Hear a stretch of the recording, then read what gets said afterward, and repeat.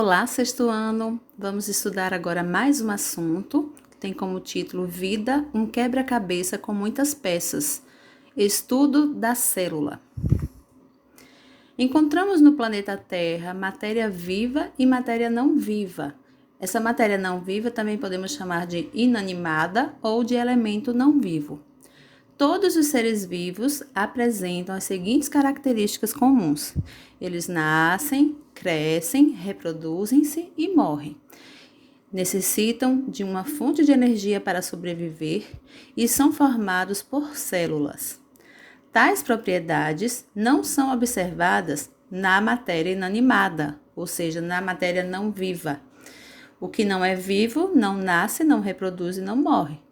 No entanto, para sobreviver, os seres vivos necessitam de elementos não vivos, como, por exemplo, a água, que é imprescindível na vida dos seres vivos. 70% do corpo humano é composto de água. Ela é fundamental para a manutenção da vida, pois auxilia na eliminação das substâncias impróprias que ingerimos junto com os alimentos, equilibra a temperatura corporal, mantém o sangue mais limpo, facilitando a circulação por todo o corpo. É essencial bebermos no mínimo 2 litros de água todos os dias, a fim de garantir o bom funcionamento do nosso corpo. Célula, a unidade básica da vida. Os seres vivos são compostos de células e elas constituem a estrutura básica de todos eles. Vamos tomar como exemplo a construção de uma casa. Para construir uma casa, precisamos de vários materiais, como tijolos, cimentos, canos, pedras, telhas, portas, janelas e muitos outros. Para construir, precisa também seguir uma sequência, fazendo primeiro o alicerce. Ninguém começa a construir uma casa do telhado, por exemplo, né? Tem que ter uma sequência. O que é importante primeiro? Construir o alicerce, depois as paredes, que são montadas com muitos tijolos e cimentos. Depois das paredes, outros materiais vão sendo acrescentados até a casa ficar pronta.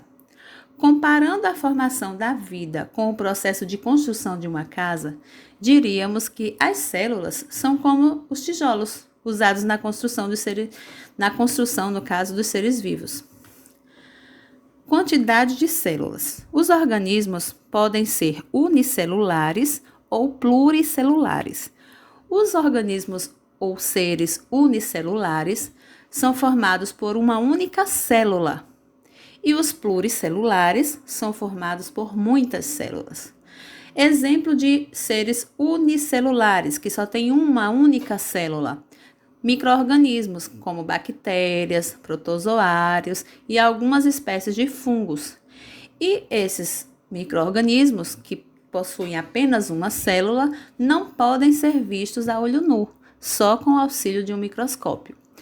Já os organismos pluricelulares, que são formados por muitas células, temos como exemplo os vegetais, as plantas, os seres vivos, no caso os homens, o ser humano e os animais. Quando um ser vivo é gerado, as células se organizam em estruturas maiores, que constituem um organismo vivo completo. Nos seres vivos pluricelulares, ou seja, que tem muitas células, várias células se unem para formar um tecido. Vários tecidos se unem para formar um órgão. E um conjunto de órgãos formam um sistema. As células são a base, mas todas as partes dependem uma das outras para o funcionamento do ser vivo. Então, nós temos aí uma imagem, começando aí pelo átomo, molécula, forma um organoide, da célula, o tecido, o órgão, o sistema e o organismo, no caso do indivíduo. A estrutura básica dos vegetais. As plantas também são pluricelulares, como eu falei anteriormente. Plantas, animais e seres humanos são pluricelulares. Eles se organizam em células, tecidos e órgãos, que são raiz, caule, folhas, flores, frutos e sementes. Temos aí a imagem indicando cada parte dessa da planta. A estrutura celular. Pense na estrutura da escola em que você estuda. Na escola existem vários departamentos e cada um deles desempenha uma função específica. Por exemplo, a secretaria lida com os históricos, os boletins, declarações e mexe com vários documentos. A tesouraria administra as finanças, no caso as mensalidades, o sistema de bolsa. Já na cantina, são preparados os lanches, né, que os alunos consomem durante o intervalo, o recreio, né? Então, assim, se formos observar cada parte, né, cada estrutura assim, da escola, os departamentos têm suas funções e cada um é muito importante. Então, a ação conjunta desses setores contribui para a organização e bom andamento da rotina escolar. Então, se só a tesouraria desempenhar um bom trabalho, mas a secretaria não vai, no geral, no todo, o desempenho da escola não vai ser bom. Então, todos os departamentos têm que trabalhar bem, fazer sua função bem, para que, no geral, toda a escola tenha um bom desempenho. Então, vamos comparar a célula com uma escola. Ela também, no caso, como a escola tem seus departamentos divididos, a célula também conta com diversos departamentos, que nesse caso recebe o nome de organelas. Embora a célula seja um compartimento fechado, se a cortarmos ao meio, poderemos visualizar suas organelas com auxílio de um microscópio. Aqui nós temos a imagem de uma estrutura de célula animal. Veja aí mais ou menos como é a célula animal e o nome de suas partes, né, suas divisões. Núcleo, mitocôndria, vacúolo, citoplasma e muitos outros. Vamos agora estudar sobre cada um deles separadamente.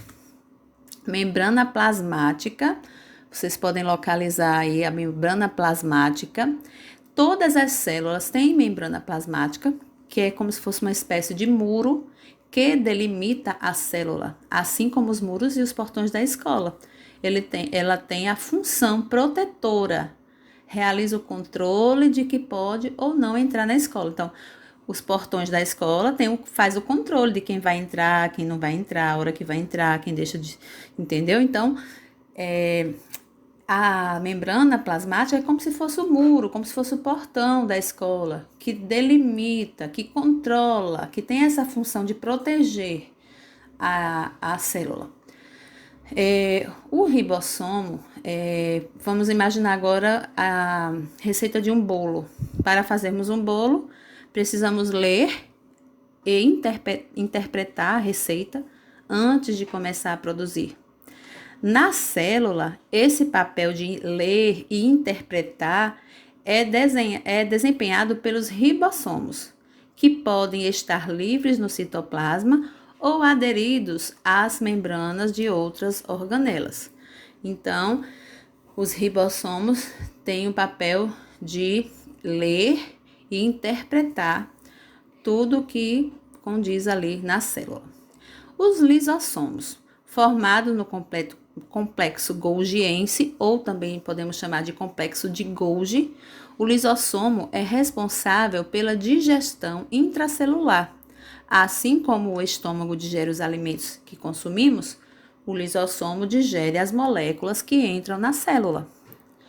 Retículo endoplasmático. Localiza aí o retículo endoplasmático na imagem.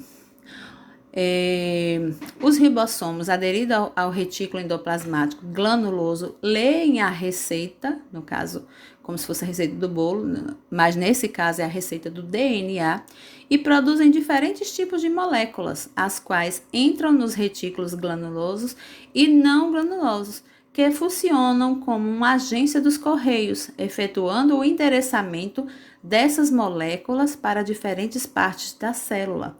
O que os correios fazem? Eles levam as encomendas, as cartas ao endereço, né? De casa em casa. Nesse caso aqui, o retículo endoplasmático é responsável por fazer isso, né? Levando moléculas para diferentes partes da célula. O núcleo. O DNA é a molécula que contém os códigos responsáveis pela produção de outras menores que exercem funções variadas dentro e fora da célula. A maior parte dos códigos de DNA encontra-se dentro do núcleo celular, que é onde se inicia a produção das moléculas. O núcleo, portanto, é um compartimento que isola e protege o material genético. Se você observar a imagem, aí você vai perceber onde está o núcleo. Então, ele isola e protege o material genético. O citoplasma é o espaço no interior das células onde ficam mergulhadas as organelas celulares, é chamado no caso de citoplasma. Nele são encontrados sais, água e outras moléculas, e ocorrem vários movimentos e reações químicas muito importantes para a manutenção das atividades celulares. Observem aí na imagem onde está o citoplasma. O complexo golgiense ou complexo de Golgi atua como uma extensão da agência dos Correios, que foi falado anteriormente. Nele ocorre o empacotamento das moléculas. Antes de distribuir as encomendas, as cartas dos Correios, o que eles fazem? Eles empacotam tudo direitinho, né, para poder chegar lá nos Correios e fazer a entrega. Nesse caso aqui, o complexo golgiense é como se fosse uma espécie também de agência dos Correios, onde ocorre o empacotamento, só que nesse caso das moléculas. Outra função do complexo golgiense é a produção de vesículas, que são pequenas bolsas cheias de moléculas usadas na digestão. Centríolo. A formação de um novo ser depende da transferência de metade do DNA para o descendente e a separação do código genético durante a divisão celular envolve uma organela chamada centríolo. Então, quando para você nascer, você herdou metade da genética do seu pai, metade da genética da sua mãe, e entrou aí em ação na formação desse novo ser que foi você, a função do centríolo da célula. Mitocôndria é a organela responsável pela produção de energia tanto para a célula quanto para o funcionamento de todo o organismo. Assim como uma escola necessita de energia elétrica para iluminar, para fazer os aparelhos funcionarem, as células também precisam de fontes de energia. Então, quem dá essa energia para as células é a mitocôndria. Agora, aqui nós temos a estrutura de uma célula vegetal, tá? De um vegetal, de uma planta. Vejam que ela é diferente da célula animal, porém, tem algumas partes que tem tanto em uma quanto em outra, mas tem algumas partes que só tem na célula vegetal que não tem na célula animal. Por exemplo, o vacúolo. Vamos observar aqui na imagem, o vacúolo, essa parte azul, é uma organela arredondada, proporcionalmente grande, no qual é feito o armazenamento de substâncias relacionadas à nutrição e à digestão celular. O vacúolo também pode ser encontrado em outros organismos, como, por exemplo, nos protozoários. Parede celular. A parede celular tem a função de oferecer resistência e proteção da célula. Nas células vegetais, por fora da membrana plasmática, existe uma estrutura chamada parede celular, que é composta de moléculas como a celulose e a pectina, que lhe conferem rigidez e a tornam uma espécie de muro bem mais firme do que a membrana plasmática.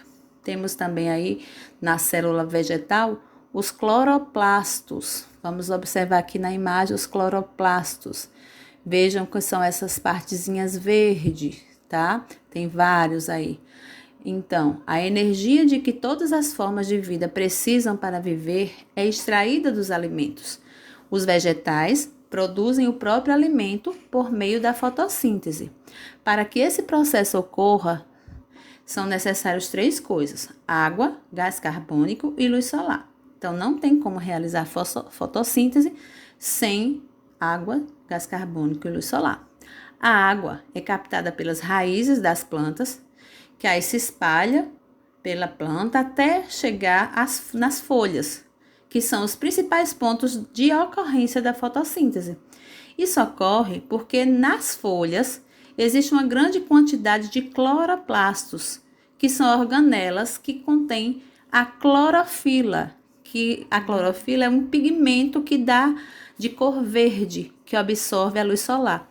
Por isso que realiza a fotossíntese realiza através das folhas. Aqui nós temos um esquema da fotossíntese.